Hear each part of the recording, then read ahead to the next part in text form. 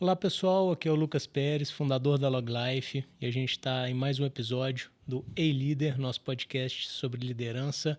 É um oferecimento da Log Life, e hoje a gente está com uma grande figura, um grande líder, que é o Rodrigo Cataldi. Rodrigo, obrigado. E antes de mais nada, para quem não te conhece, quem que é Rodrigo Cataldi? Bom, primeiramente, obrigado aí pelo convite, é uma honra, né, tá participando do podcast da Log Life.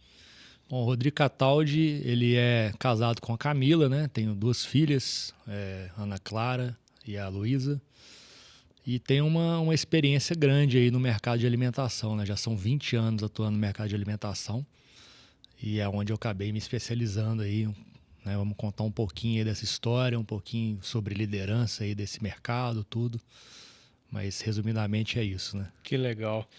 Cara, me conta uma coisa, eu acho que de todo mundo que a gente entrevistou, você tem um lado muito diferente, que é o fato de você ter sido tenista profissional, jogou aí ao lado de Bruno Soares, Marcelo Melo, grandes nomes. O que que você acha que o tênis ajudou na liderança e na sua jornada profissional? Tênis de alto nível, igual você jogou. Claro. Não, o tênis, assim, foi a primeira coisa da minha vida, né? Eu larguei tudo da minha vida para jogar tênis. Então, com 8 anos eu comecei a jogar tênis e ninguém da minha família jogava tênis. Então, assim, todo mundo pergunta como você começou a jogar tênis, né? Foi assim, uma sorte, vamos falar. Porque o meu vizinho que jogava tênis, um senhor já de uns 50, 60 anos, tinha um filho da minha idade. Uhum. E me convidou para fazer uma aula experimental junto com o filho dele. Acabei gostando, o filho parou de jogar e eu dei continuidade. Então comecei no Minas Tênis Clube ali na pré-equipe, e logo com, sei lá, 6 meses já estava na equipe, o pessoal já viu que eu dava jeito pro tênis, e aí fui me despontando, né? Então aos pouquinhos, né, com 10 anos já estava fazendo minha primeira competição mineira, indo para a final justamente contra o Marcelo Melo, Que legal. né? E diante disso eu comecei a fazer, né, muitas competições a nível mineiro, a nível nacional, a nível internacional. E o que eu acredito, né, nessa questão da liderança é que desde 10 anos de idade eu fazia viagens sozinho.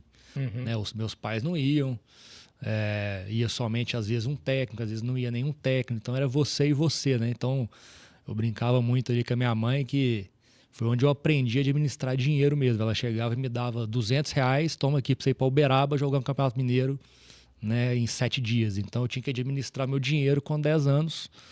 E, e é um esporte, né? No caso do tênis especificamente, é um esporte individual. Uhum. Esporte que é você com você o tempo inteiro, né? Então acaba que é como se fosse um negócio seu ali. Você administra seu tempo, suas rotinas, seu treinamento, tudo. Então ali me deu uma independência muito grande para eu começar a minha vida profissional. Então com 10 anos eu já estava ali competindo, né? Então joguei tênis até o nível profissional, né? De competir internacional, tive ranking na ATP, tudo. E como você falou, né? Joguei do lado do Marcelo Melo, que se despontou mundialmente, Bruno Soares, todos eles treinaram comigo no Minas, e não só no Minas, depois do Minas a gente foi morar fora de Belo Horizonte, a gente fez uma carreira bem bacana, né? E aí acabei, né, não seguindo o caminho que eles seguiram, mas fico muito feliz com o sucesso que eles tiveram, né? Que legal. E é interessante porque você, o Léo, né, o Léo Botija, que foi seu treinador também, que é um fanzaço seu, fala que que você era um espetáculo como jogador. Ele fala que você era muito frio na quadra, né? Então que se ele entrasse lá, ele não sabia que se você estava ganhando ou perdendo só de olhar para você. Isso foi uma característica que eu fui criando com o passar do tempo, né? Eu não sou uma pessoa tranquila não, sabe? Mas eu tentava transparecer a tranquilidade para o adversário, justamente eu enxergo o tênis, né, como um jogo de pôquer também. Uhum. Se você está cansado, né, você não pode demonstrar o cansaço do seu adversário. Se você está nervoso, não pode demonstrar. Então, até me apelidaram uma vez de Iceman, né, Uhum. da gente... Ninguém conseguia entender o nível que eu estava, de cansaço, de nervosismo, de tudo. Então, eu acho que o tênis me ajudou, sim, tudo, na vida profissional, na vida de família, pessoal, no empreendedorismo, assim, eu acabei caindo em outro segmento, mas o tênis que me colocou lá. Eu devo muito ao tênis e o Léo é indiscutível, né? Ele foi um puta líder, a história dele é maravilhosa e sou fãzaço dele também, sabe? Que legal.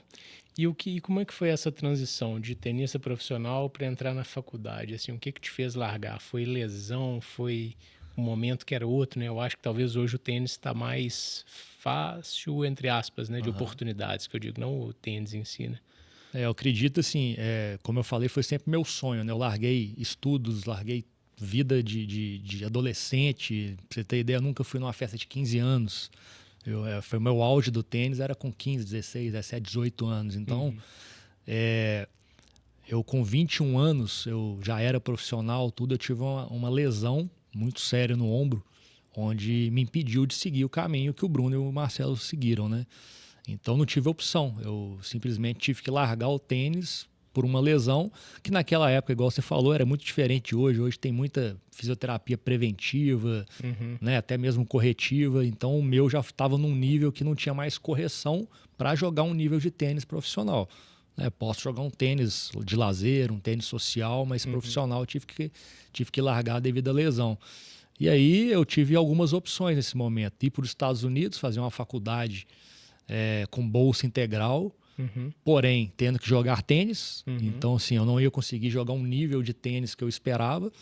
Existe, né, uma bolsa de estudo perante um resultado de tênis, então Entendi. tem uma cobrança ali interna. Então, eu optei em não ir para os Estados Unidos. Tive proposta de ir para a Espanha também, fazer faculdade e jogar tênis. Então, sim, o tênis, a partir do momento que eu tive uma lesão, ele acabou sendo uma parte frustrante ali da minha vida, porque era um sonho Uhum. e acabou sendo, né, encerrado ali por uma obrigação. Então eu falei, cara, vamos começar a vida do zero agora, mas ainda tinha um tênis na minha cabeça. Eu falei, vou fazer faculdade Uhum. para montar uma academia de tênis. Legal. Eu entrei na faculdade de administração com o objetivo de montar uma academia de tênis. Então eu não queria abandonar o tênis, só que sim o competitivo, Uhum. mas a gestão de uma academia, fazer torneio, fazer um ATP, era assim, essa é a minha ideia. Entendi. E aí no meio da faculdade, o que aconteceu? O mercado em Belo Horizonte de tênis em si, todos os prédios que se construíam no Belvedere e nas regiões tinha quadra de tênis.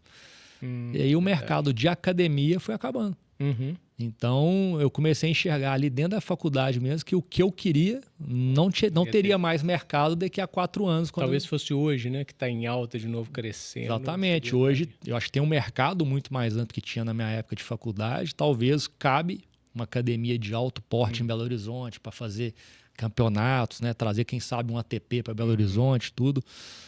Te falar que eu guardei isso na gaveta, não tá encerrado não, sabe? Legal. Tanto que eu venho ensaiando já há algum tempo minha volta ao tênis, né? Quando eu parei, igual eu falei, foi uma frustração, então para mim é muito difícil eu voltar, porque era um sonho, tudo. Então, assim, eu fico com aquela guerra ali com a minha cabeça, assim, volto, não volto, volto, não Aham. volto. Mas eu ainda tenho vontade de estar no meio, não só no lazer, mas de entregar alguma coisa em troca que o tênis me trouxe. Alguma coisa da Legal. gestão, uma coisa executiva, Uhum. tipo torneio, academia mesmo. Então, eu não abandonei o tênis E completamente. Né? você, que é o próximo ponto que eu anotei aqui pra gente falar, é um cara que é executor, né? Você tira a ideia do papel e faz a coisa acontecer. Então eu acho que é bem factível que isso aconteça. Exatamente. Sobre isso, pelo que eu entendi, você na faculdade, no seu TCC, você desenhou um projeto do Crepes, que era uma creperia que você pensou virar uma franqueadora, etc. Me conta um pouquinho sobre isso e linkando por uma coisa que eu achei muito legal no seu perfil, e aqui isso mostra claro que eu acho que hoje tem muita gente que tem ótimas ideias, ótimo planejamento estratégico lindo, PowerPoint lindo, Excel lindo, mas na verdade o problema é a execução, né? Eu acho que o grande gargalo é a execução, né? Gente que faz a coisa acontecer. Geralmente tem o perfil do planejador que executa mais ou menos ou mal, e tem o cara que executa que não consegue planejar, né? Eu Verdade. acredito que é difícil encontrar a mesma pessoa com as duas características. E eu aprendi na faculdade muito essa questão de o tênis, né? Voltando para o tênis me trouxe ali como era eu comigo mesmo, eu não tinha quem planejar para mim, quem planejar minha agenda, tudo. Então, assim, eu aprendi no tênis que eu tinha que fazer o planejamento e tinha que executar. Uhum. Lógico que às vezes você pega uma ajuda, um técnico para te dar um pitaco ali, alguma coisa que ele já passou por aquilo, mas na faculdade eu acabei caindo de paraquedas no ramo de alimentação. Igual você citou a Crepes ela começou de uma ideia dentro da faculdade de uma colega que queria trazer uma franquia da Colômbia para o Brasil de crepe. Uhum. E aquilo ficou na minha cabeça ali, quando a gente não conseguiu trazer essa franquia, por planejamento deles, não querer sair do país naquele momento. Cara, eu pesquisei o mercado depois daqui e falei assim, não tem creperia no Brasil nesse modelo, não tem esse mercado, e aquilo ficou dentro da minha faculdade ali. Então, eu estava no BMEC ali, meu MBA em marketing, eu falei, o meu objetivo é entrar aqui para sair com um projeto pronto para executar esse planejamento na realidade. Então, foram 2 anos de MBA, onde todas as minhas matérias eram aplicadas na prática. Então, tinha uma matéria, por exemplo, de pesquisa de mercado. Fui lá e fiz a pesquisa de mercado sobre a Krebs. Eu tinha um de plano de negócio. Fui lá e fiz o plano de negócio. Entendi. Então, quando eu terminei a faculdade, eu tinha um plano já não consolidado, né, mas já aprovado pelo mercado, já bem estruturado para colocar em prática. Foi fácil? De forma alguma, porque experiência zero de prática. Só a teoria da faculdade e um monte de papel na mão. Então foi bem difícil essa execução do plano, mas foi muito bem feito, porque teve 2 anos de estudo, de planejamento, né? E com grandes professores ali, em cada um na sua especialidade. Então considerei grandes líderes, né? Todos me passaram muito conhecimento de cada matéria. E esse conhecimento de alimentação eu acabei adquirindo naturalmente dentro da faculdade também, que a gente fundou a consultoria de empresa júnior e tinham muitos clientes que eram de alimentação. Então, eu fui aprendendo ali na prática, junto com o plano de negócio, acabou a faculdade, eu estava com o plano debaixo do braço e falei, vou colocar em prática. E aí o que faltava era capital, igual todo mundo, né? Nunca tem o dinheiro completo ali, e pessoas que complementassem o seu conhecimento. Então, eu tinha um conhecimento muito bom ali, estratégico, planejamento, marketing, tudo, e não tinha um conhecimento amplo de recursos humanos, de finanças. Falei, não, vou buscar pessoas que eu conheço para somar nessas áreas que eu não tenho tanto conhecimento. E aí eram 4 sócios, inicialmente? Nós éramos 4, né? Então, dentro da faculdade eu conheci o Gustavo. O Gustavo foi um dos sócios. O Gustavo trouxe o Edgar, que era um grande amigo dele. E o Felipe Castanheira, que foi o meu colega de tênis ali. Eu conheci na época do tênis. Só que a gente sempre lidou muito bem tudo. Então, a sociedade éramos nós 4. Cada um tinha um foco diferente dentro da sociedade. Então, além de dividir o capital, o risco de inicial, nós dividimos também as tarefas ali para conseguir colocar em prática o plano da Krebs. Entendi. E aí a Krebs começou e, graças a Deus, assim, não foi fácil, mas foi um sucesso. Foram 10 anos de marca, né? A gente chegou a bater mais de 100 franquias no Brasil, né? O Brasil inteiro. Então, foi a primeira escola minha na prática, fora da faculdade, de tudo, né? Eu acho que eu aprendi tudo na prática, errei, acertei, apanhei. E eu acho que a Krebs foi uma escola que eu consegui levar tudo de aprendizado para os demais negócios que eu vim até depois, né? Que legal. E como é que foi esse desafio de ter uma liderança nacional, de fazer uma liderança de equipe nacional, e a diferença entre liderar funcionário e liderar franqueado, que eu acho que deve ser um desafio grande, né? Cara, é bem desafiador o ramo de franquia, sabe? Principalmente no Brasil, que não tem regras muito claras. Até a cultura do brasileiro perante a cultura do americano é muito diferente para um ramo de franquia. Então, assim, eu brincava muito assim, você liderar um funcionário, você não está tendo sucesso com ele, você demite e contrata outro. Franqueado, você não consegue fazer isso. Você tem um contrato, você tem um casamento com ele. Então, é muito pouco tempo para você selecionar um franqueado. Você faz ali uma entrevista, você vê o perfil do cara, você manda uma COF, né, que é esse colégio de oferta de franquia, que tem 10 dias para ele avaliar se ele quer ou não quer o negócio. Então, assim, você avaliar um cara em 30 dias para ele ser seu franqueado, no mínimo em 5, é muito arriscado, né? Então, a gente teve muito sucesso de franqueado e também tivemos insucessos, né? Então, liderar um franqueado, a gente falava muito assim, alguns perfis, né, que não foram os legais, vamos falar assim, falava assim, o sucesso da loja é o mérito dele, o insucesso é a marca que é a culpada, né? Então, assim, mas da minha forma, nós tivemos franqueados com 5, 6 lojas. Eu acho que foi assim, a gente acertou em cheio no segmento, a gente acertou em cheio no produto, né? Até hoje tem eventos da Krebs em Belo Horizonte, você pode contratar o evento, até hoje existe a marca, né? Então, sim, foi um negócio que foi um aprendizado incrível e eu tenho um carinho enorme pela marca, pelo aprendizado. E essa questão da liderança que você perguntou é um grande desafio, liderar um franqueado e e um funcionário. É bem diferente você tratar cada caso um caso. Que legal. E sobre a cultura, um dos aprendizados que você deve ter tido é como líder aí no Krebs, na Krebs. O que você acha que você deixou para trás? Olha, isso aqui que eu fazia eu vou deixar para trás. E o que você trouxe para o Varanda? O que você achou que valia a pena? O que você mudou na sua liderança nessa jornada aí? Cara, eu tenho uma política muito assim, desde quando eu comecei a liderar ali na Krebs, né, que eu tive meu primeiro negócio, de nunca guardar o conhecimento comigo, sabe? Então, assim, sou muito da política do professor mesmo. Eu tenho que ensinar, passar o conhecimento e quem sabe um dia ele ser melhor que você, né, que aí fica mais fácil de você liderar e de você gerenciar um negócio. Qual que é o risco, né, dessa pessoa pegar o seu conhecimento e abrir uma concorrência, abrir uma outra coisa, né?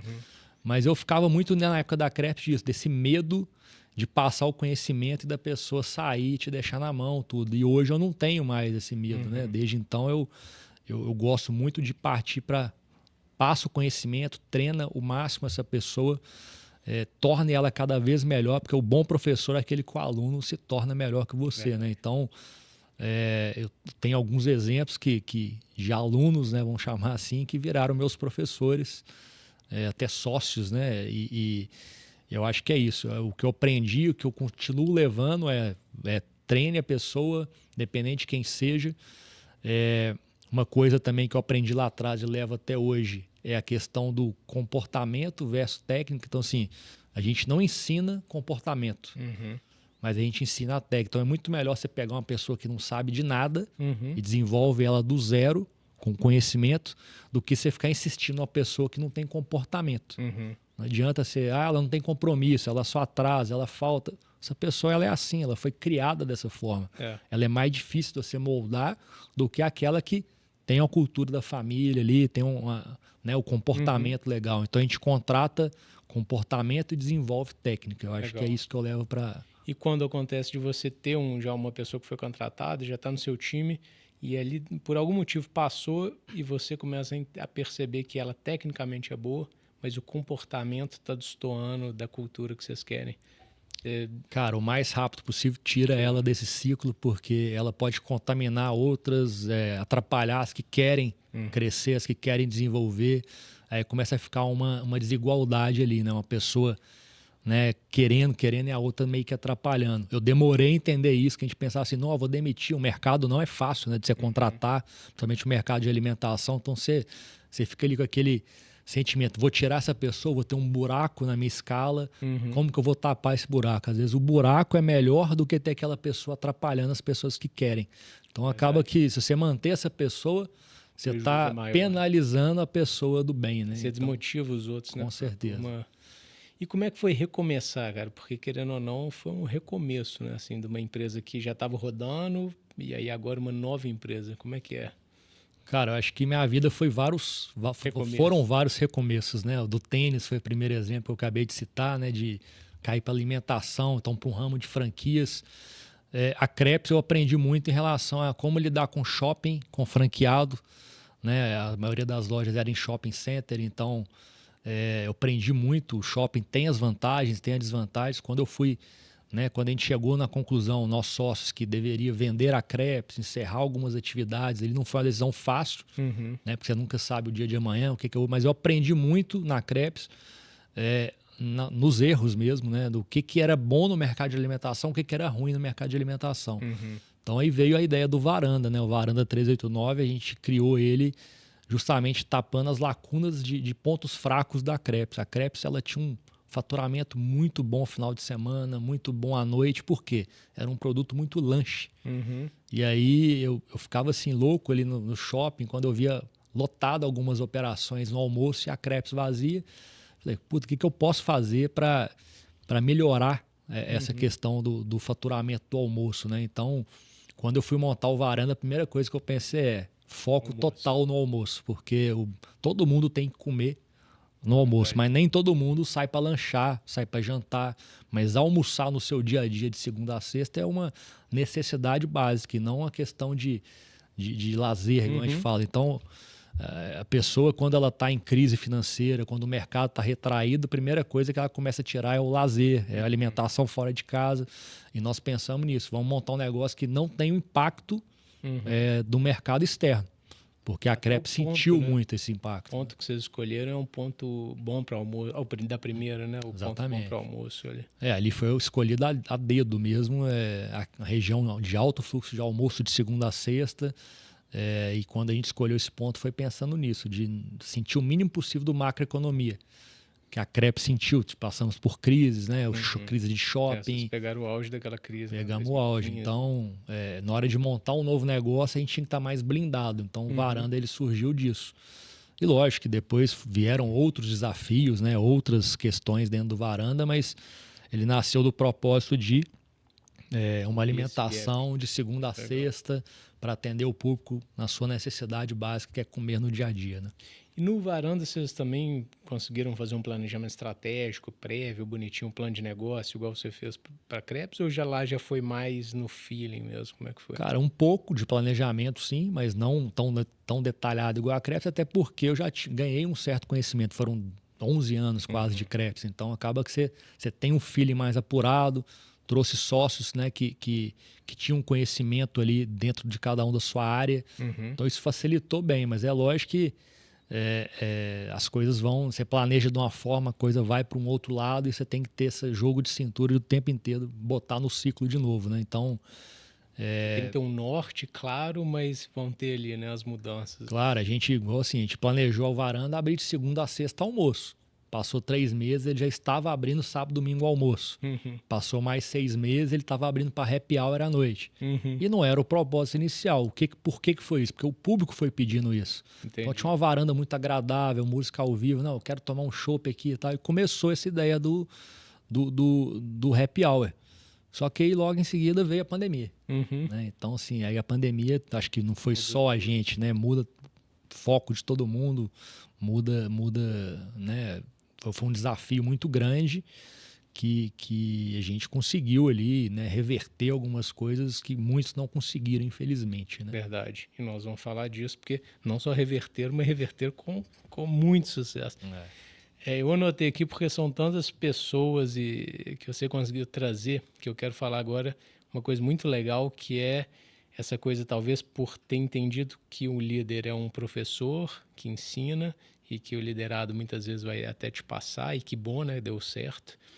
Você acabou trazendo muitos ex-funcionários até para a sociedade, né? Então, a Fernanda, que é a sua sócia hoje no Varanda, era do Crepes, né? Era funcionário do Crepes. Na Premier, que é a sua consultoria, você chamou para a sociedade, além da Fernanda e do Bernardo, que são sócios do Varanda, o Gabriel, que é um ex-funcionário do Varanda. Correto. É isso? Isso. E o Matheus, que era do Crepes. Exatamente. E vocês agora também montaram um braço de evento dentro do Varanda e chamaram a Renata, que é uma ex-funcionária do Crepes também. Correto. Como é que é, cara, essa construção? Que legal para você identificar quem tem esse potencial ao nível de você trazer para uma sociedade.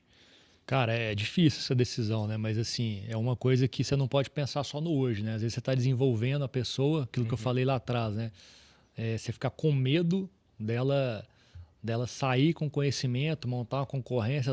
Todos esses saíram e não voltaram naquele momento. Né? Cada um seguiu o seu caminho. Eu acredito que foram caminhos de sucesso e eu nunca deixei de acompanhar eles no mercado fora. Eu continuava ali no Varanda, na Crepes e tal. E a Fernanda foi a única que logo que a gente vendeu a Crepes ali, a gente foi buscar uma sociedade para o Varanda. E eu enxergava uma necessidade de alguém do recursos humanos, que ela era minha diretora de recursos humanos na franqueadora da Crepes. Então já trouxe ela para a sociedade e ela trouxe o marido dela, o Bernardo, que tinha uma experiência muito grande na questão da engenharia ali, então mexe muito bem com números. E aí essa questão dos números, falei, o cara vai ser financeiro nosso. Então encaixou perfeitamente. Aí na hora de montar a Premier também, a gente... não deixou o Varanda de lado, então precisava de pessoas muito boas dentro da área da Premier. Então, o que a Premier faz? Ela presta consultoria em gestão de delivery para restaurante. Né? Depois a gente fala um pouquinho mais disso também, mais detalhado, mas resumidamente eu precisava de uma pessoa comercial e uma pessoa de conhecimento técnico de gestão. Olhei para baixo, olhei para o mercado, falei assim, Puta, o Gabriel é um cara que entrou de garçom dentro do varanda, veio a pandemia e não tinha outra opção a não ser o delivery, ele pulou pro delivery e aprendeu muito, né? Buscou muito conhecimento. Então hoje é um dos caras que mais conhece tecnicamente delivery no Brasil. Não pensei duas vezes, eu preciso de um cara técnico. Gabriel, quer ser meu sócio? Né? Então, ele assim, deve ter ficado felicíssimo. É um sonho das duas partes, né? Nunca imaginei que eu traria ele um dia, porque ele tinha saído, tinha mudado para Portugal para desenvolver a questão do delivery dele, da gestão de delivery. E aí, né, não deu muito certo ali, provavelmente, voltou para o Brasil e já estava exercendo essa atividade, só que sozinho. Falei, eu tenho uma estrutura, vem comigo, nós vamos crescer. E o Matheus é a mesma coisa. O Matheus lá na Crepes, né, ele começou de estagiário, né, contando estoque. E aí, aos poucos, ele foi para operações. No final, ele estava vendendo franquias. Entendi. Então, o processo de vender franquia, ele é muito longo. Não é você vender. Hoje eu cheguei, eu te conheci e vendi, né? Não é vender uma água, um refrigerante, alguma coisa. É vender uma franquia. É um casamento. É um mesmo, sonho de vida do franqueado, tudo. Então, falei, cara, nada melhor do que o Matheus, que vendia franquia e está no ramo de vendas há muito tempo, para ser meu sócio na área de vendas da Premier. Então, foram pessoas, né? E complementando o que você falou, a Renata também, a gente falou, necessidade de montar um braço dentro do varanda de eventos. Pô, a Renata, depois que a gente vendeu a Crepes, ela assumiu a área de eventos da Crepes. Até hoje tem. Nada melhor do que a Renata, que conhece muito bem de eventos, me conhece muito bem também. Começou como crepeira, que a gente chamava, que fazia os crepes, depois virou subgerente, virou gerente. Então foram pessoas que a gente foi desenvolvendo internamente, e é o que eu falei, desenvolver umas técnicas. Mas o comportamento sempre foi bom deles. Legal. Então eles se unem ao meu comportamento. O que eu penso que é certo e errado, eles têm o mesmo pensamento. Então, para você ter uma sociedade de sucesso, na minha visão, todo mundo tem que pensar da mesma forma. Cada um com a sua técnica, que se complemente. Mas os valores, os comportamentos têm que ser igual. Legal. E todos eles têm o mesmo valor que o meu. Então, isso é muito legal porque, como a sua mão de obra, a maior parte, assim como da Log Life também, é muito operacional, você demonstra para o time, pessoal, aqui existe oportunidade, né? Então, você hoje é um chapeiro, sei lá, mas você pode virar. Exatamente. A gente tenta sempre evitar de contratar cargos de liderança ou de alto escalão de fora. Legal. Sempre a gente olha para baixo, quem está preparado para ser promovido agora vai ser promovido. Com raras exceções, já aconteceram momentos da gente olhar para baixo e não enxergou que era o momento de algum deles. E aí contratamos no mercado. Mas é aquela questão da oportunidade no momento certo, né, com a pessoa estando preparada. Mas a gente não pode nunca guardar esse conhecimento com a gente e sempre transparecer esse conhecimento para que eles consigam desenvolver a parte técnica, mas o comportamento que eu falei, a gente já consegue enxergar desde o primeiro dia ali praticamente. Eu sou também um defensor, assim, claro, da promoção interna sempre que possível. O negócio falou, às vezes vai iniciar uma operação, não conseguiu, mas... a chance de você errar é bem menor. Né? Conhece a cultura da empresa, conhece, né, todas as regras, as normas. Você trazer de fora uma pessoa que já está viciada, não estou falando nem que é errado, né? A pessoa já tem uma técnica lá de fora, que ele aprendeu lá fora. Você mudar essa técnica para desenvolver a sua técnica dessa pessoa é muito mais difícil. É verdade. Né? Então, quando você traz uma pessoa de baixo, você já ganha tempo com isso. Desde que ela tenha o comportamento, os valores da sua empresa, os valores pessoais seus, é o melhor a fazer. Né? Talvez demore mais tempo, você tem que gastar mais dinheiro com o desenvolvimento dessa pessoa, mas com o tempo, com certeza, ela te traz mais resultado. E já aconteceu de você fazer isso e falar, putz, perdi um bom executor, porque eu achei que ia ser um bom líder, mas já aconteceu comigo também. Várias vezes, Só que a gente só sabe, infelizmente, fazendo né? Então, assim, já perdi ótimos crepeiros que não foram bons gerentes, já perdi gerentes bons que não foram bons gestores, bons cozinheiros promovidos para chefe de cozinha que não foram bons chefes, porque são funções diferentes, são características diferentes. Um bom cozinheiro é aquele que cozinha bem, que tem a mão boa mesmo de tempero, que é rápido, que é organizado. Agora, um chefe de cozinha, além dele saber cozinhar, ele não precisa de cozinhar mais, mas ele tem que saber. Ele tem que liderar pessoas, né? Então, nem sempre um bom cozinheiro é um bom líder de pessoas e nem sempre um bom líder é um bom cozinheiro. Eu acho que sim.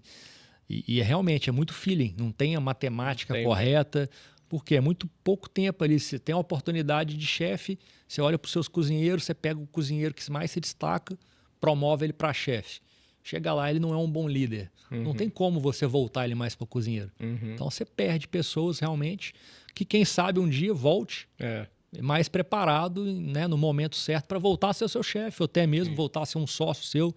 Né? Eu acho que nesse caso é tentativa e erro mesmo. Verdade. Infelizmente, a gente já perdeu vários que eram bons na função e não foram tão bons quando foram promovidos. Legal. E sobre sociedade, vocês têm muito claro essa divisão e tem uma liberdade nessa divisão do tipo, você é financeiro, então eu não fico dando pitaco na parte financeira, se é operação, porque eu acho que isso também me parece, eu não tenho, assim, hoje eu sou sócio único na LogLife, mas me parece que a sociedade, para dar certo, ela tem que ter uma certa clareza de função, né? Como é que funciona o processo? Sim, eu tive experiências na Krebs que foram positivas e negativas em relação a isso, de divisão de funções, de saber, né, mesmo o que cada um deveria fazer, em qual momento. E isso eu aprendi muito nesses erros que eu tive de aprendizado de sociedade. Então, quando eu vim para o Varanda, a gente deixou muito claro, ó, primeiro todo mundo tem que viver o negócio.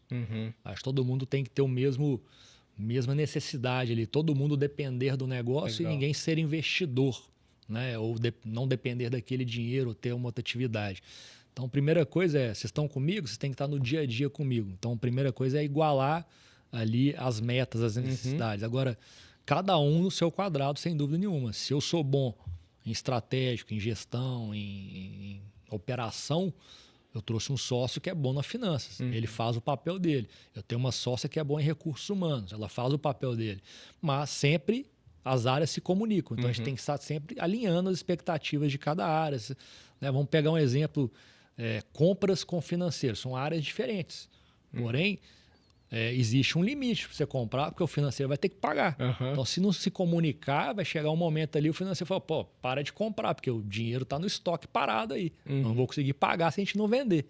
Então, tem que existir uma comunicação entre áreas, mas cada um com um foco, só que todo mundo com o mesmo objetivo. Hoje, o Varanda, todos os sócios vivem o negócio. Na Premier, todos os sócios vivem o negócio. Foi uma coisa que eu aprendi lá atrás. Sociedade, legal. Todo mundo tem que ter o mesmo objetivo.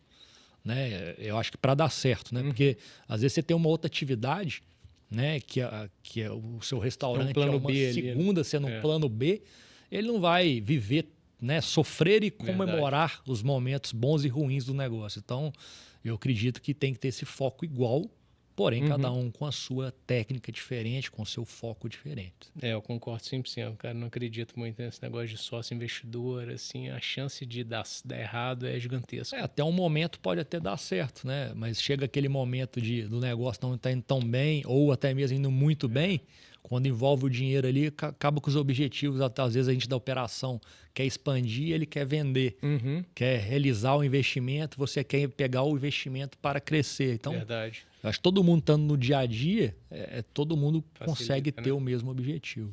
E vocês têm rituais de reunião semanal, por exemplo? Como é que funciona? Sim, temos sempre... nós temos um nível hierárquico de gestão, então semanal, essa reunião formal mesmo, apesar que a gente tem as reuniões, né, tete a tete ali no dia a dia, mas sim, a gente tem reuniões mensais para apresentação de resultado, não só interno, mas a gente tem consultorias externas, tanto na área financeira como na área de indicadores, tanto com o iFood, né, que a gente tem uma grande parceria com eles. Então a gente tem sim rituais, né, e não abrimos mão. Aquele dia, aquele horário, a gente não marca mais nada, tem que acontecer. Né? Então massa, acho que faz legal. Parte do nosso negócio. E uma coisa que a gente, por incrível que pareça, eu acho que a gente parece em termos de negócio, que é o seu negócio, o problema aparece rápido, né? Então, assim, sei lá, um problema num pedido que o cliente pediu ali, ele está no salão esperando e existiu um problema. Sei lá, faltou algum ingrediente e o pessoal não percebeu.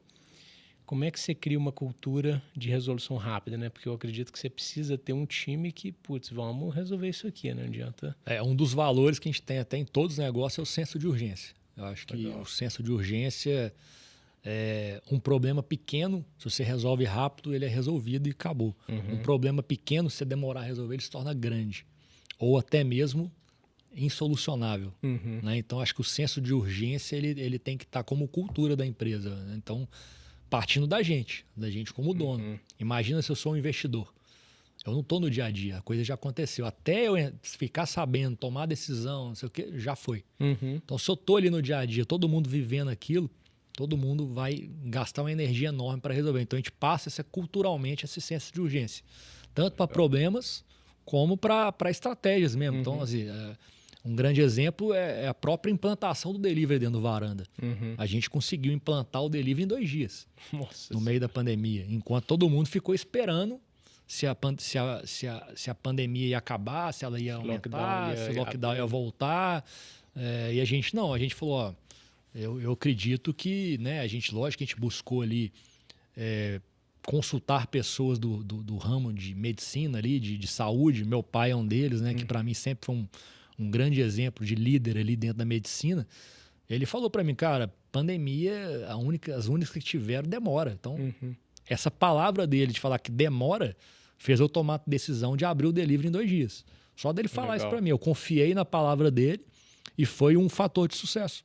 Sem dúvida nenhuma. A velocidade da implantação do delivery, do senso de urgência, que problema grande, né? Uma pandemia. Gigantesco. Ninguém conhecia. Pode quebrar um negócio, né? E como quebrou um monte. Quebraram vários, né? E vários não por culpa da pessoa, né? Aconteceu. Então, assim, nós tomamos uma decisão muito rápido, que foi um fator predominante para a gente estar aqui hoje falando um pouquinho da liderança do Varanda, tudo. Então, eu acredito que pô, é senso de urgência como ponto 1 ali da cultura. E o time tem isso também na cultura já introjetado. A gente tenta desenvolver a técnica disso aí. O comportamento o cara já trouxe, né? Então, assim, tem que estar pensando igual a gente. Para estar com a gente, para crescer com a gente, tem que ter o senso de urgência, sim. Que legal. É porque a sensação que dá em restaurante é que a qualquer momento pode dar um BOzinho ali que precisa ser resolvido, né? Uma coisa... a gente... Assim, mesmo você fazendo tudo certo, né? Planejando. A gente, assim, é um segmento que você atende muitas pessoas toda hora, em todos os momentos, em momentos diferentes. Às vezes é um momento de lazer do cliente, às vezes é um momento de necessidade de comer simplesmente. Então, assim, a gente está praticamente 24 horas aberto, né? É verdade. Então, o problema, quanto mais tempo aberto, a gente lidar com o comércio, com o público, quanto mais tempo aberto, mais problema pode acontecer, né? Mas uma coisa que eu acho muito legal também em você é que você é um cara da contingência, né? Então, você já tem o plano A, B, sei lá, internet, eu já tenho 5. Quais opções? Você pode ter todas, eu quero ter as 5, né? Isso é uma coisa boa e ruim, de falar a verdade, porque assim... você pode ter certeza que vai dar certo aquele plano A, mas eu sempre tenho B, C, D para tudo. No que vai, você tem certeza até o que você tem dúvida. Então, sua cabeça não para 1 minuto. É verdade. É uma análise de risco eterna, né? Eternamente. Sua cabeça fica pensando, se acontecer isso, é isso. Se acontecer aquilo, é aquilo. Então, esse pensamento ele é positivo até um certo momento, desde que você saiba trabalhar isso, né? Eu acredito que a experiência que eu vim adquirindo com o tempo, através de erros e acertos, vai melhorando essa questão da contingência A já ser a mais certa. Porque às vezes você já passou por aquilo. Né? Por exemplo, se vier uma pandemia agora de novo, não quer dizer que ela vai ser idêntica à que passou, mas você já sabe como lidar melhor numa pandemia do que nunca ter vivido uma pandemia. Verdade. Né? Um cliente chegar e reclamar de algum assunto específico, minha comida chegou fria no delivery. Beleza, você já sabe como agir naquela situação, porque já aconteceu. Agora, veio um pedaço de osso no meio da minha comida aqui, nós nunca passamos por isso. Pô, é uma coisa nova, mas a gente não é tão diferente resolver esse problema em relação à comida fria, porque a gente está insatisfeito da mesma forma.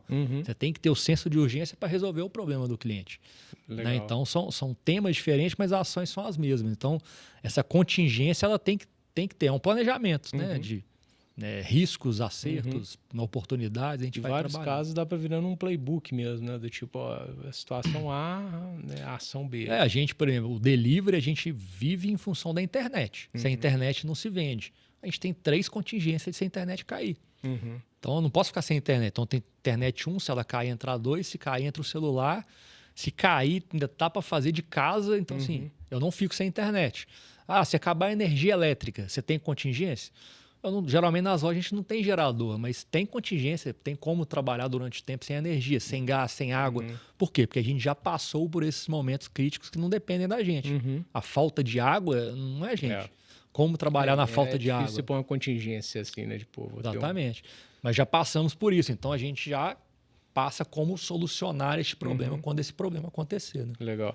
É por isso que eu acho que empresa de serviço, tempo, né? Eu falo que a estrada, assim, a bagagem conta muito, né? Porque você vai aprendendo, né? Assim, então, Não, exatamente. Eu acho que a experiência, né, independente do segmento, você já passar por coisas, né, que aí entra a consultoria. Eu acho que você contratar um consultor é porque ele já passou por algo que você está procurando buscar ou vai passar por aquilo. Então, a franquia, né, que a gente citou exemplo, por que eu compro uma franquia e não começar minha loja do zero?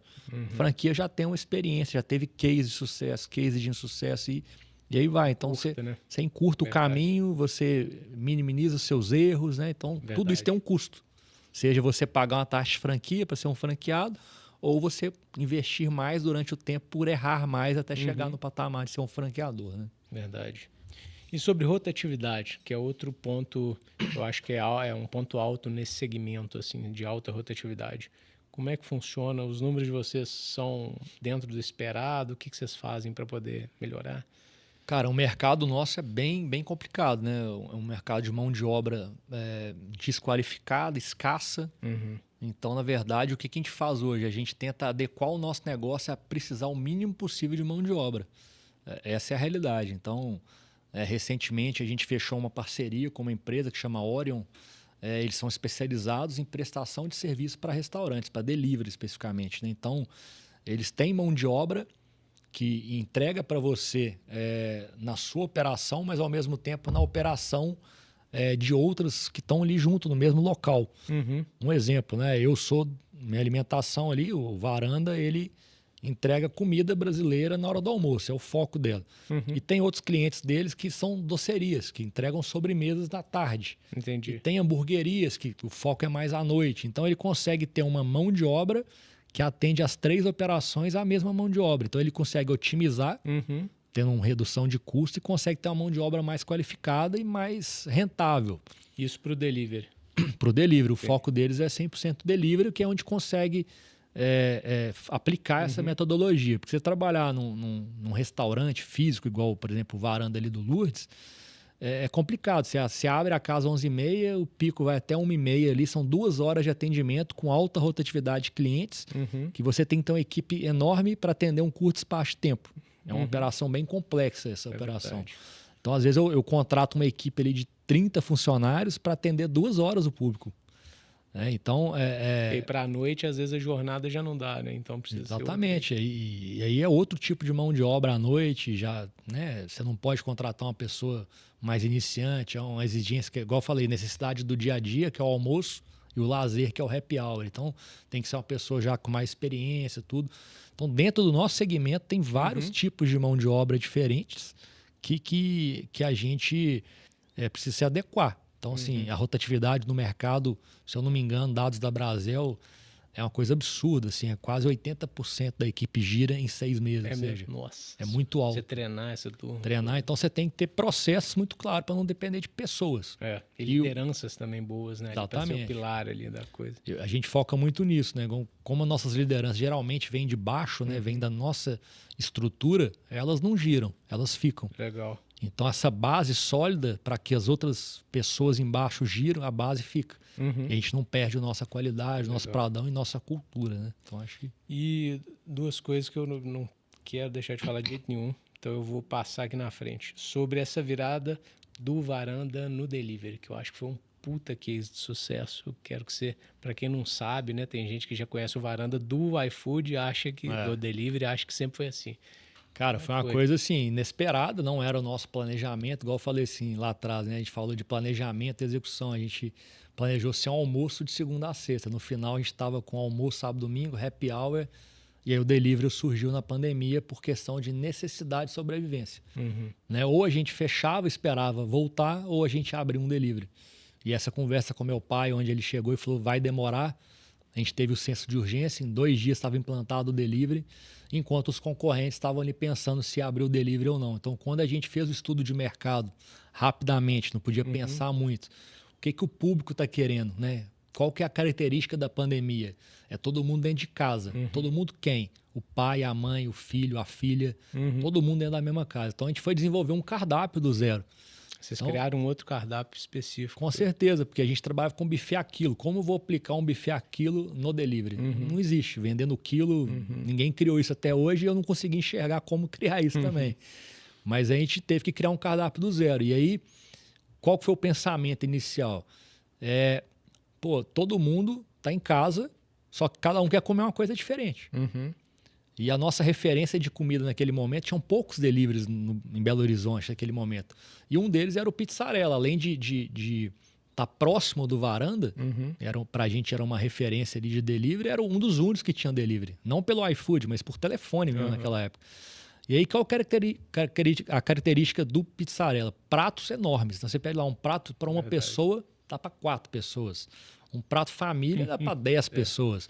Então, a gente viu a necessidade assim, o tipo de culinária brasileira que o Pizzarella tem, com parmegiana, né, filé ao molho madeira, Osvaldo Aranha, pratos que a gente acabou colocando no nosso cardápio, só que individual de fato.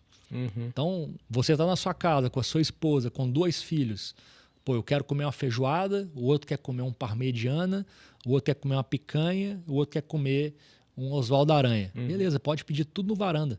Agora, se eu fosse pedir naquele momento no Pizzarella, todo mundo tinha que comer a mesma coisa, porque um prato é para 4 pessoas. Então, quando a gente estudou o mercado, foi comida brasileira, que é a necessidade, todo mundo tem que comer.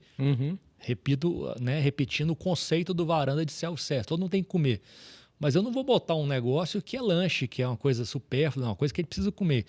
Pratos individuais, com qualidade, com rapidez, tudo a gente foi aprendendo ali com o delivery. Então, cada dia, a gente implantou o delivery em 2 dias, mas não começou com cardápio completo. A gente começou com 3 pratos. No outro dia, a gente tinha mais 3 pratos. Cada dia, a gente colocou como meta colocar 3 pratos novos no cardápio. Caramba. E como que era isso? A gente desenvolvia a receita, pegava o celular, tirava uma foto, colocava no iFood. Todo dia, durante 30 dias praticamente. E aí, vendo o que dava certo, o que não dava. Ajustava, aquela foto não tá legal, troca a foto, aquele produto não tá saindo muito, tira ele, coloca outro, até chegar num padrão ideal. Enquanto isso, 30 dias depois, o pessoal ainda pensando se ia ter delivery ou não. E o Varanda já crescendo. Tanto que a gente começamos devagar, lógico. 10 pedidos num dia, 20, 30. Lá que a gente olhou, comemoramos 100 pedidos num dia, 200 pedidos. Foi crescendo. Na hora que a gente viu, a gente estava fazendo 1000 pedidos por dia só na unidade do Lourdes. Então, 1000 pedidos por dia veio a necessidade de expandir. Não tá pequeno. Belo Horizonte é muito maior. O Lourdes não consegue atender Belo Horizonte inteiro. Vamos expandir. Até porque você tem a entrega, né? Que tem um raio ali. Exatamente. Pra você conseguir um frete grátis, conseguir entregar rápido, conseguir entregar com uma qualidade, né? Chegar quentinho para o cliente, você tem que estrategicamente estar em pontos estratégicos dentro de Belo Horizonte. Então aí expandimos. Tal. Então acabou que a pandemia nos colocou num foco do delivery. Primeiro começou por necessidade de sobrevivência. Hoje é a nossa principal receita, né? O nosso principal business hoje, tanto que o Varanda hoje tem um plano de expansão para... Nós já estamos com 4 unidades funcionando, que é Lourdes, Buritis, Sion e Cidade Nova. Eu não sabia da Cidade Nova também. Isso, inauguramos agora recentemente Cidade Nova e estamos já em obra para Pampulha e Barreiro. Então a gente fez um estudo junto com a iFood aonde que a gente estaria para conseguir atender em até 3 quilômetros todo mundo de Belo Horizonte. E aí, diante disso, montamos uma estrutura central para produzir, para controlar aquela qualidade, né? Para manter a qualidade, onde essa central distribui para essas lojas os produtos. Então, da pandemia veio essa questão de focar no delivery. Mas os pratos são montados em cada uma dessas unidades. Exatamente, continua no mesmo padrão de qualidade, né? Nada muda, só que com um padrão central de controle de qualidade. Gerenciando tudo numa central de produção, onde distribui para as lojas os produtos semi-prontos, vamos dizer assim, onde são finalizados na loja. Entendi, legal. Então, sim, produtos, por exemplo, carne, são grelhadas na hora, né? Nada muda disso. Mas um produto ali que eu consiga não precisar produzir na hora, porque o delivery ele é agilidade, o principal pilar do delivery é agilidade. Então, eu preciso encurtar os processos na ponta para conseguir cada vez entregar mais rápido para o cliente. Verdade. Né? A gente brinca muito ali que é muito melhor você prometer 30 minutos e entregar em 28 do que você prometer 20 e entregar em 26. Com certeza. Né? Over delivery. Exatamente. E as pessoas, quando é pedido de comida, ficam olhando um minuto ali, né? E tem a motinha ali, que o pessoal acompanha tudo, né? E fica, não saiu ainda, manda chat, aquela coisa toda. Então, a gente aprendeu a operar o delivery. É um negócio completamente diferente. Não só a operação, mas completamente diferente os indicadores. Então, você tem que adequar o seu indicador ao delivery diferente do restaurante físico. Adequar a sua mão de obra ao delivery, não ao restaurante físico. Adequar, né, o produto, igual eu falei, a isso. É um exemplo. Vocês são o número 1? Como é que é? Não existe um ranking oficial, né? Tá. Mas a gente é exclusivo do iFood, a gente tem um contrato diferente. Legal. A gente tem um volume considerável, a gente consegue ver ali pelo número de avaliações dentro do. A gente consegue ver que se não for o primeiro, é um dos primeiros em volume de pedidos. Mas a meta é ser o primeiro, né, consequentemente, abrindo 6 lojas, tendo esse volume em cada loja, atendendo BH inteiro, sem dúvida nenhuma, dentro do nosso plano, a gente vai ser o número 1 aí de Belo Horizonte. Que legal. E como é que foi disso, que foi um puta case, para a Premier? Qual que é a ideia, assim? Então, dentro da pandemia, a gente começou a ter muito sucesso no delivery. E aí veio as pessoas procurarem a gente para ajudar. E eu não tinha ali tempo, nem estrutura para ajudar formalmente cada um. Então, comecei ajudando como amigo. O cara vinha pedir uma ajuda, eu dava ajuda e tal. Então, começou a surgir essa questão.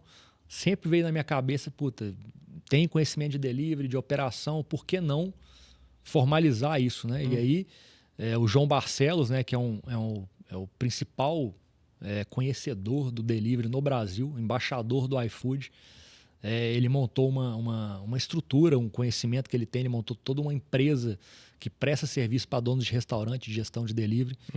Tive o prazer de ser chamado para ser um franqueado dele, porque não é qualquer um que pode ser um franqueado, então ele escolheu a dedo para ser um franqueado.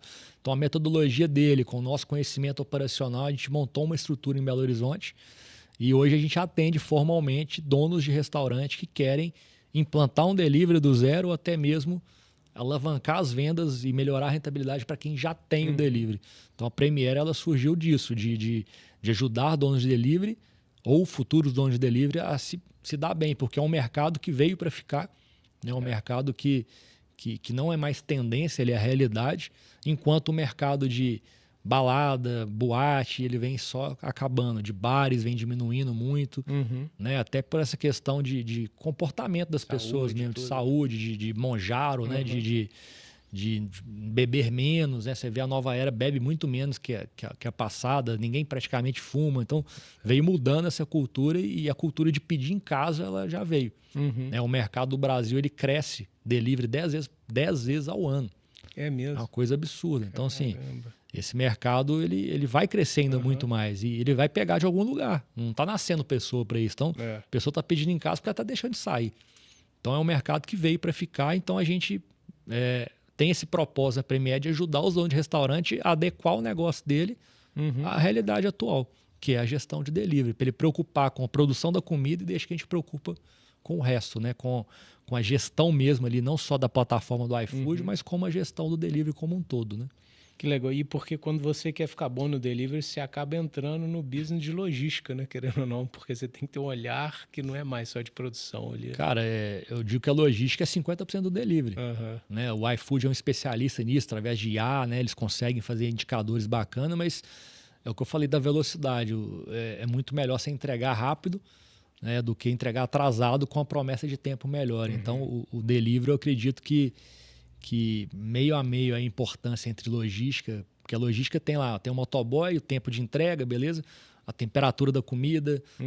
Um exemplo, a pizza, né? Eu não trabalho com pizza, mas os donos de pizza falam que primordial o caminho da loja até o cliente para a pizza chegar sem estar deformada ali. Né? Então, assim, depende do motoboy completamente. Se o motoboy vai cortando o caminho, a pizza chega toda destruída, acabou a experiência do cliente. Você pode ter feito a melhor pizza do mundo, saiu quentinha, mas chegou lá amassada, acabou. Então, a logística, ela envolve não só a velocidade, a entrega, mas a qualidade final está na logística. Até a embalagem, tudo, né? A forma como exatamente. Eu digo que os pilares do delivery é a agilidade, a embalagem, né? E o produto, que a gente fala muito mais é a temperatura do que a qualidade dele. Enquanto o restaurante é o ambiente, que equivale à embalagem. O produto, a qualidade equivale a essa questão da velocidade ali e tudo. Então, assim, cada modelo de negócio tem a sua característica. Então, você tem que adequar o delivery para a realidade atual. Né? Que legal. O que você acha que foi o motivo principal de tanto sucesso assim, nessa área? Você acha que foi... Sei que você é obsessivo, que você pensa 24 horas por dia no negócio. Você acha que foi essa obsessão? Você acha que foi a questão de ter uma agilidade, de pegar e implementar e testar logo? O senso de urgência que eu falei, eu acho que ele entra. O desenvolvimento de líder, ou seja, hoje eu com 6 unidades, eu tenho líderes, né, que eu confio para estar em cada unidade. Então, foi desenvolvido, foi passado esse conhecimento, foi desenvolvido um método que deu certo, que está sendo reaplicado. Então, eu acho que a gente bebeu água limpa no mercado, a gente entrou primeiro, então a gente se tornou conhecido pelo delivery, né? Apesar da gente já ter tido restaurante antes, mas quase todo mundo conhece o Varanda pelo delivery, e você perguntar a mesma coisa, se já foi no restaurante, muito menos pessoas, até porque dentro do restaurante eu tenho 200 lugares sentados, a minha capacidade é essa. O delivery, eu consigo fazer 1000 pedidos num dia numa loja, porque eu não tenho capacidade sentada.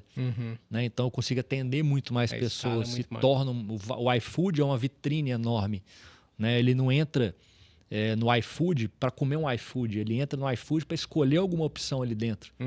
Né? É igual um shopping center. Né? Você vai num shopping, numa praça de alimentação, raramente você sabe, eu vou comer no McDonald's, eu vou comer em alguma marca específica. Eu vou lá e tomo a decisão diante do que eu vou comer. Eu vou ver a fachada, se está organizado, vou ver se tem fila, se não tem fila. E o iFood não é diferente. Eu olho a avaliação, eu olho o número, o tempo de entrega, eu olho se tem frete grátis, então assim, é uma praça de alimentação online. Então é uma visibilidade enorme. Então para a marca foi muito bom estar ali em destaque, porque a gente ganhou um volume bacana, tudo, então a gente tem um destaque diferente. Então a marca se tornou muito conhecida ali. Então acho que o fator de sucesso foi operar bem, foi o senso de urgência, foi adaptar o nosso produto ao que o mercado queria, foi desenvolver lideranças para que a gente consiga, de fato, reaplicar o modelo e crescer. E hoje o foco. Né? Eu acho que o foco, enquanto muita gente está sem foco, tem o delivery, tem o restaurante, tem o happy hour, tem o almoço, a gente está muito focado no delivery. E eu acho que às vezes também tem o restaurante... Principalmente restaurante que foi montado por um chefe, ele tem uma visão meio apaixonada, meio romântica ali da coisa, né? E aí ele perde, às vezes, esse time do negócio mais... Vocês têm uma visão mais de negócio, eu acho, né?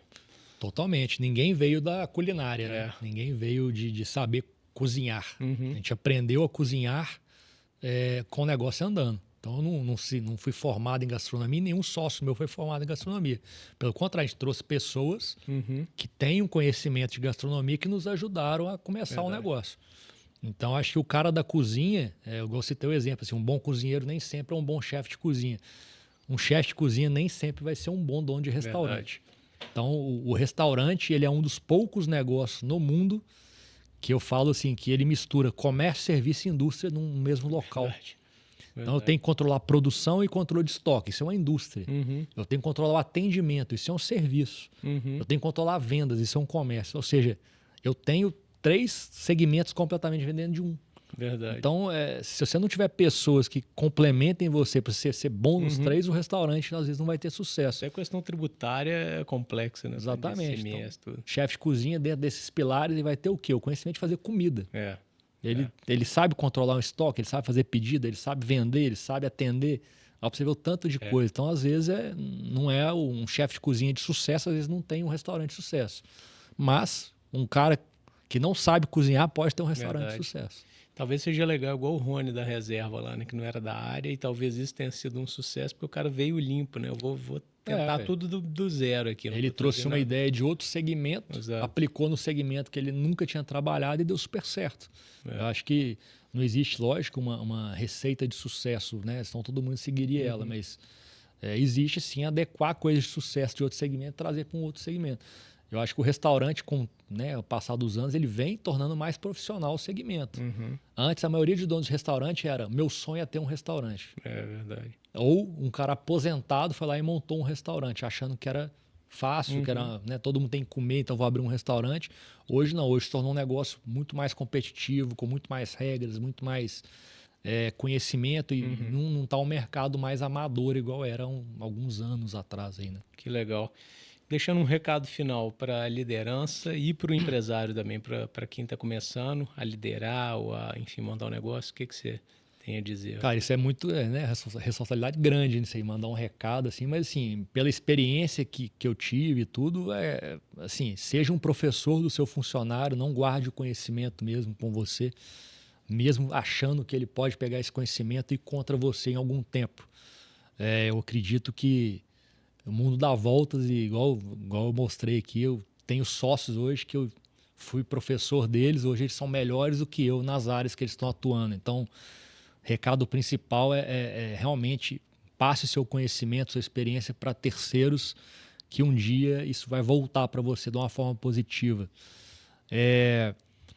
Recomece a vida, né? Igual a minha vida foram feitos de vários recomeços, né? Então, assim, tem ciclos, eu acho que o fim de um não é o fim de tudo, pode recomeçar de novo. Então, eu que tinha um sonho ali de jogar tênis, entrei na faculdade para montar uma academia de tênis e aí o mercado acabou e eu fui para ramo de alimentação. E aí a Krebs a gente teve que reinventar, nasceu Varanda, vem a Premier. Então o mercado ele é muito diferente. Cada momento da vida surge oportunidade, você tem que agarrar, use o senso de urgência em tudo, né? Sem deixar o planejamento de lado. Eu acredito que existe assim, você pular etapas para fazer um senso de urgência, outra coisa é você traçar planos e usar o senso de urgência. É bem diferente isso. Então, assim, planeje bem tudo que vai fazer, senso de urgência. E é isso. Acho que... E a gente está aprendendo a cada dia, né? Hoje, igual eu falei, hoje foi isso que eu consegui passar até hoje. E amanhã pode vir mais novos desafios, tudo, mas bem bacana. Eu acho que é isso, cara. Que legal. Pessoal, então se você é de BH, Varanda, pode pedir sem medo, que é muito bom. E se você tem restaurante, Premier Consultoria, que, enfim, você vai conversar com o Papa aí do iFood. Obrigado, meu caro. Valeu demais. Agradeço. Obrigado aí pela oportunidade de poder falar um pouquinho aí da minha história, de tudo. E sucesso. Sou fãzaço de você, fã da empresa, da sua história, né? E pode contar comigo aí no que você precisar. Valeu. Obrigado, gente. Então é isso. Ficamos por aqui. Se inscreva no canal e curta esse vídeo aí. Valeu.